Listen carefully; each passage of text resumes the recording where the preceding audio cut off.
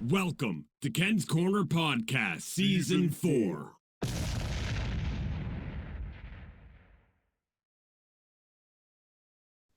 Hi, everyone. This is Ken Judge right here on Ken's Corner Podcast, and I have my friend Nick Small back to do some Argo talk. Apparently, we don't see eye to eye on hockey teams, but we both love the Toronto Argonauts and their double blue. Nick, how are you doing? I'm doing great, Ken.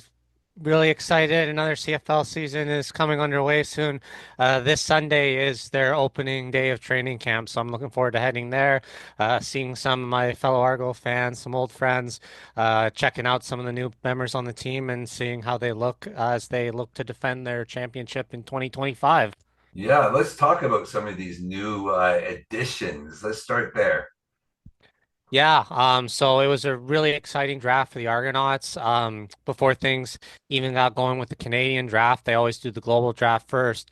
And the Argonauts were one of two teams that did not draft an Australian punter as one of their two draft picks. They picked up an Austrian offensive lineman in the first round in Valentin Sen, and then in the second round, they picked up a defensive lineman from Tonga, Soene Toya, and nobody happens to know where Tonga is. It's east of Australia. It's one of the little Polynesian islands, and the archipelago of like some 130 islands is only about 100,000 people. So Who's the very scout? Who got sent out there? Adam Rita? that was probably something John Murphy's expert wisdom. Yeah, As we saw, his co-scout last year had moved on to the Buffalo Bills, so John Murphy's running the ship by himself. Toya played out of San Jose State, so drafted him out of an American college. that's amazing. And I believe there was a gentleman out of Montreal that was also drafted not long ago. Yeah, the big pick that the Argos scooped up with the seventh overall pick in the first round of the draft was Jeremiah Ojo from the Montreal Caravans. Really exciting pick. I think a great one, given that they've lost a number of defensive linemen this year. In fact, their whole starting defensive line, due to free agency and trades and whatnot. Ojo is a really good signing, and I think will fit right in. And judging by the way he was drafted, he looks like he'll be someone who could potentially be a day one starter with the team, assuming, of course, everything goes well in training camp. And then to follow that up, they have a little bit of insurance they picked up with their second pick, 19th overall. They picked up Parrish Shand, defensive lineman from LSU, somebody who signed with the Bills in free agency. So he might stay with the Bills for a little bit, but he's a Toronto native and had very similar numbers in college out of LSU to Ojo. So could be a very solid player as well in the next year or two down the line. Yeah, that's great. I seen something that was really interesting because well, they talked about him a lot in the NFL draft, Deion Sanders' son, and I seen that he was put on a negotiation list with Toronto. Um, I don't know if the rumor's true. He's been on that negotiation list in the past. Is that true? And what does this mean, if anything? Yeah, so the negotiation list, all it means is that so every team in the CFL is allowed a certain number of players for American players because we don't draft them like we do with the Canadian players. You can add any player to that list and remove them at any time, and as long as the player is not already on another team's list, you can add them to your list. They can be they can be a guy out of college. They can be a guy currently playing in the NFL, like Chad Kelly was when they got his rights from Edmonton. You can trade the rights away, but as long as they're on your list, you're the only CFL team that's allowed to negotiate a contract with them. So while he's on Toronto's negotiation list, a team like Hamilton or Montreal can't go and try to break a deal to have him play for them unless they make a trade for his rights from Toronto. Yeah, that's fair. Now, do you think this will go anywhere? Will it pick up any steam? At this point, I don't think it will. Like I think Toronto's in a pretty good quarterbacking situation between Chad Kelly, Nick Arbuckle, Cam Dukes, potentially Brian Scott down the line. I think they've got a pretty consistent quarterback room from last year, and I think they did pick up one other quarterback in the offseason. So there's enough depth pieces I think in play. It would have to be something really significantly bad that would happen for that they would try to have a guy like Saunders come right in. And even among other players in the CFL who got drafted this year at the quarterback position, you don't usually see quarterbacks get drafted or signed straight out of college to then play day one in the CFL. So at this point, I wouldn't expect too much from it. Yeah, that makes a lot of sense. That was my thoughts exactly, but I needed someone like Nick Smalls to break it down for me. I appreciate your time in doing that. So like that for me, Nick. Thank you. Yeah, no Um, worries. Now I know we have lost a few players. Um, let's talk about the actually first. Let's talk about some of the free agent signings. There was a player that came in from the Edmonton Elk, I believe. Um, I'm not sure about too many other ones, but maybe you can break that down for us and how they might impact the Argos lineup. Yeah, I'm trying to bring it up here as well. I kind of forgetting the depth chart off the top of my head. But yeah, who is it here? Yeah, so a couple of guys they picked up. Big one was Darius Bratton. They also picked up a defensive lineman, Demarcus Christmas from Edmonton. Yes. Um, yeah, so those were two signings there. Um, I feel like this year, like Toronto, what's going to be really different is that they're very different defensively. They've got the coordinators system again, but they lost a lot of defensive players. So but offensively, they've got a lot of the same pieces in play. Another big one that they picked up, I think at least, from BC, they signed, where is it here? Yeah, they signed Deontay Evans as well, which I think is going to be a really good addition. So they've got those two guys as DBs, and then between him and Bratton, and then they also signed the one running back.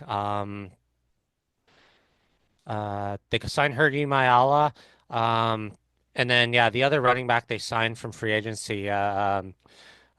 I think was a huge acquisition for them because you've got Kadeem Carey still from last season, but then you've got a little bit more depth that you also lost from the trade with sending Daniel Adeboboy to Ottawa. Um, Yeah. What about this player? Like, I'm not even sure where this is. Maybe it's a Chat GPT mistake. I'm not sure, but his name is Damon Williams from the Bay Area Panthers. uh, Sorry, that one's the one that doesn't quite ring a bell. The guy I was thinking of from Edmonton who they signed was Kevin Brown. Yeah. That was the guy they picked up from Edmonton in the off season. Um, yeah, Yeah, I mean, I don't really understand that. At least I'm not alone there. Now we have did lose some big players on our defense, like you were saying, as of Jake Serezna. I'm not sure how big Jared Brinkman played into the team, but we did lose a couple players. yeah, there was Jake Ceresna and Jared Brinkman, so they both went and signed in Edmonton. Fuller Malade they traded to pick up linebacker from Calgary in a one-to-one trade. Um, uh, I wish I had the depth chart up. I forgot to Yeah, bring it up I'm here. sorry, I'm kind of getting you at the Yeah, that was my own home time. apologies. Cam Judge was the linebacker that they picked up for Flo Remalade, which I thought was Ken a very Judge is playing for the Argos this year. yeah, yeah. So Oh, he I'm getting played. in that jersey. Yeah, I well, he was back with the Argos, I think, 3 years remember. ago. And I That's maybe a missed my little bit chance more. to get his jersey then. So now Yeah, I got well, another chance. yeah, and I mean, he had a really good season last year in Calgary, and I mean, I think he fits right in. Like him and Wyndon McManus will make a really good complementary duo together. And you kind of see that with the way that they're built up. They're really built heavy in the linebacker position, and then I think they're better in the DB spot, despite some of the losses that they've had there. Um, and I think, yeah, right now their weakness looks to be their defensive line, but they are getting some good pieces in play that can at least kind of hold it so that guys like McManus and Cam Judge can fill those run gaps. It'll still be a very solid run stopping D. It's just the question right now is what the amount of pass protection was or is coming into this year. A lot of the guys that were kind of the second string guys, guys like Parrish, they're going to be moving up to play that number one defensive lineman role. So they're going to lose a little bit of that depth that they had before. That's what's gonna make the difference for them. Yeah. Now you were speaking of our five quarterbacks. What is your number one? Who is your number one this year? It's to me that's up in the air. I mean, obviously Kelly's got to be the number one. Am I right? Yeah, I think as long as his injury that he had at the East Finals last year against Montreal has fully recovered and it's not something like a 50-50 injury. I think everybody expects Chad Kelly to be the starter, that it's still his team going forward. Um, I mean, Nick Arbuckle, I don't, I might get some criticism from my colleagues, but I think he wasn't like amazing in the Grey Cup. Like I know he won the MVP of the Grey Cup game, but it's not like he put the team on his back and had to throw for like 600 yards and 8 touchdowns or anything crazy like that. He did what he needed to do to win that game, and he didn't make any mistakes that cost them the game. He played solid, but I still think in the depth chart, if you were going to choose between 100% Nick Arbuckle and 100% Chad Kelly, I think the team's still going to go with 100% Chad Kelly. And we saw that with Chad Kelly in this offense all year long last year. They were able to put up 30, 40 points consistently almost every single night. And I'm not sure you're going to get that same kind of offense and we saw that last year when he missed the first six regular season games. You didn't quite get those numbers with Arbuckle or Cam Dukes as you did last year. Yeah, you're certainly right in that respect. Now, the way our team is set up, you said that training camp starts next week. Um, let's look into the future just a little bit, Nick. What are you expecting? Can we defend this championship this year? I think it's definitely possible. I think though, similar to kind of how this past season went, I don't think you're going to have the Argonauts run away with it like they did in 2023 before the playoffs, where they had that 16-2 CFL tying record. I don't set any expectations that high. I think they're definitely in the contention to win the division. Similar to last year, they finished second behind Montreal by I think 1 or 2 games. So I think at the very least they can definitely sit in that slot again. I think what you're going to see initially is you're going to have a little bit. I think you're going to have a little bit lower scoring offensively and a little bit higher scoring defensively, simply because I think as more years you play with the same kind of lineup, it's a lot easier for opposing defensive coordinators to scheme more effectively against your quarterback now that you're seeing a lot of same things year after year. And defensively, you've got a whole mixed bag. But this is the third year in a row where the Toronto Argonauts have had a complete turnaround on defensive staff, defensive coordinators. So I think it actually sets the defense in a better position in the long run because you're not predictable. You're not set to face up Jake Ceresna, Robbie Smith, Jared Brinkman, and Flo Arimaloye. Now you've got to line up against four complete new guys you have no idea how to play against on the starting four defensive linemen. So I think that in a lot of ways actually sets them up in a better position than they were last year had they just kept the exact same roster. Yeah, that makes tons of sense to me. Thank you so much for your time here today, Nick. Unless you have any closing words for us. Yeah, thanks a lot, Ken. All I'm going to do is shout out to my guy, Jack Kassar, defense special team star. Still going to be one of the X factors for the team this year as he's with the Argonauts for another year this season. Thank you so much, and I hope to see you down there at some point, especially for that game during the exhibition. Yes, I'll definitely see you down there. I will add that if anybody's interested, so training camp opens this Sunday. It'll be at the University of Guelph. camp usually starts at around 10 o'clock and will end around noon. So there's a good 2 hour window to check in there if you're in kind of the Guelph kind of northwest area of the GTA. Yeah, and then they do a home and home preseason games this year.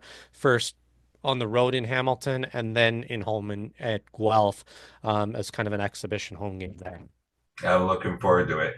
Thank you so much for your time, Nick. Again, my name's Ken Judge, and we're here recapping or actually setting up I guess a bit of a recap from last season. But anyway, we're setting up the Argos 2025 season that's just about to get going. And I'm excited to get down and see some gridiron CFL football.